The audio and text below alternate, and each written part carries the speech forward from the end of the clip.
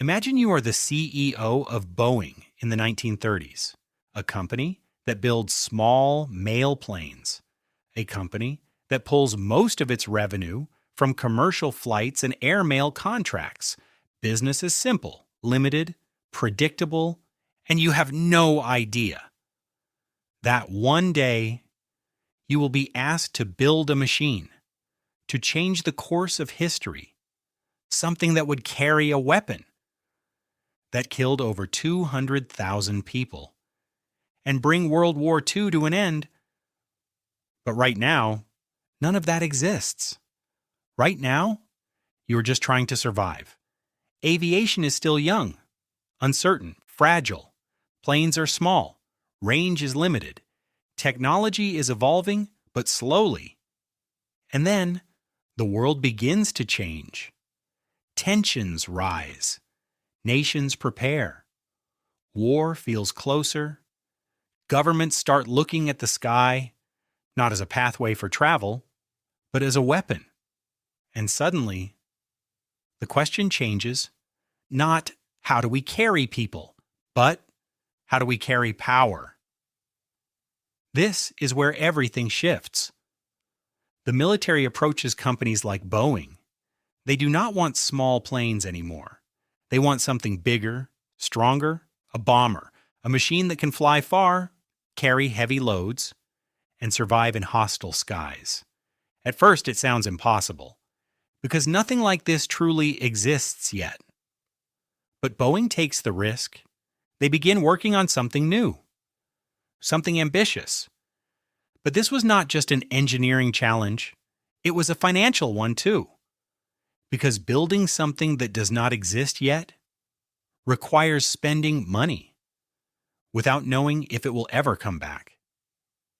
This leads to the creation of the Boeing B-29 Flying Fortress, a plane designed to attack and defend while flying higher. And what happened next almost ended everything. During an early demonstration, the prototype crashed. A devastating moment. Most people thought it was over. Too complex, too risky, but instead of giving up, they asked a simple question. What went wrong? It turned out to be a small human error, not a design failure. And that changed everything, because it proved something important. The idea was not flawed, execution just needed to improve. So Boeing continued, refined the design, improved systems, and the B-17 went on to become one of the most important bombers of its time. But that was just the beginning, because war does not stand still. It escalates, and with it, the demands grow greater. The distances grow longer. The expectations grow higher. And then, a new challenge appears, not just to build a better bomber, but to build something the world has never seen before, something bigger, smarter, more powerful than anything in the sky, something that could change the outcome of the war itself. And after years of risk, experiments, and failures, it finally takes shape. The Boeing B-29 Superfortress, a massive leap in technology, a bomber equipped with pressurized cabins, remote-controlled gun turrets, range like never before. It was not just a plane, it was a turning point.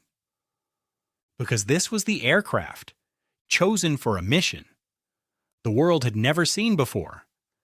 A mission that would change everything over Hiroshima and Nagasaki, turning engineering into history. But there is another layer to this story, one that most people never see: the financial side. Because behind every aircraft, there is capital, risk, investment, cash flow. When Boeing started building bombers, it was not just an engineering decision, it was a financial gamble. Building something like the Boeing B-17 Flying Fortress required massive upfront investment, new factories, new tools, new research, and all of it, before knowing if it would succeed. This is what real business risk looks like. Spending today for a future that is uncertain. But then something changed. The government stepped in. Large military contracts, stable payments, guaranteed demand. Suddenly, revenue became predictable. Not from customers buying tickets, but from governments funding production. Cash flow improved. Scale increased, and Boeing moved from survival to expansion. This is the hidden power of contracts. When revenue becomes predictable, businesses can take bigger risks. They can invest more. They can grow faster. But there is a trade-off: dependence. Because now, your biggest customer is not the market, it is the government. And when the war ends, that demand disappears. Almost overnight, which creates a new financial problem. Too much capacity and too little demand. Factories built for war, standing still. And this is where most companies fail. Because scaling up is easy. Scaling down is painful. But Boeing did something different. Instead of shrinking, they redirected all that capital, all that infrastructure, into commercial aviation. And this is where the real financial genius appears. They did not start from zero. They reused what they had already built, which reduced cost, reduced risk, and increased speed. This is called leverage. Using past investment to create future growth. And that is how Boeing transitioned into aircraft like the Boeing 707, not just as an engineering evolution, but as a financial strategy. But here's the deeper shift. Boeing was no longer just a company building aircraft. It had transformed from commercial and mail planes to a key part of wartime production.